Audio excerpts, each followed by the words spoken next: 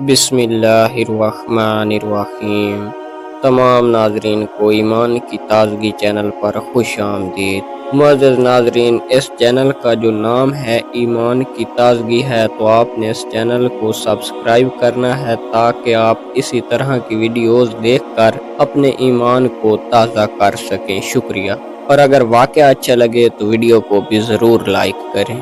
خباب بن ارات کے اسلام قبول کرنے کے زمانہ میں اسلام کا اظہار مکہ میں ایسا شدید جرم تھا جس کی سزا میں مال و دولت، عزت و ناموس، ہر چیز سے ہاتھ دھونا پڑتا تھا، لیکن حضرت خباب رضی اللہ تعالیٰ عنہ نے اس کے متعلق پرواہ نہ کی اور اسلام کا اظہار کیا۔ یہ غلام تھے، ان کا کوئی حامی و مددگار نہ تھا، اس لیے کفار نے ان پر ستم کرنا شروع کر دیے اور ان کو بڑی دردناک سزائیں دیتے تھے۔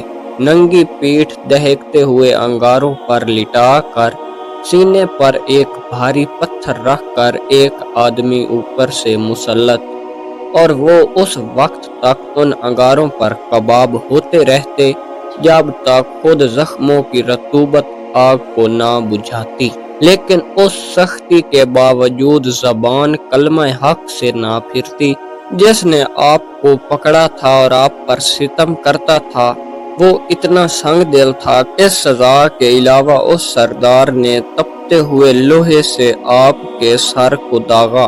پھر خباب نے ان حضرت صلی اللہ علیہ وآلہ وسلم سے کہا، میرے لیے بارگاہ الہی میں دعا فرمائیں کہ وہ مجھ کو اس عذاب سے نجات دے۔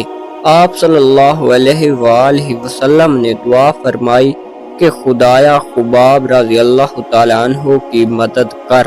بارگاہ الہی میں دعا قبول ہوئی تو حضرت خباب کو اپنے سنگ دل آقا سے نجات ملی۔ آپ نے مدتوں کے بعد حضرت عمر رضی اللہ تعالیٰ عنہ کو اپنی پیٹھ کھول کر دکھائی تو تپے ہوئے سونے کی طرح سنگ دل قریش کے ظلم و ستم کا یہ سکہ آپ کی پیٹھ پر چمک رہا تھا۔ معزز ناظرین، آپ کو اس واقعہ سے ضرور سبق سیکھنا چاہیے اور ایمان کی تازگی کے لیے اس چینل کو ضرور سبسکرائب کریں۔ شکریہ۔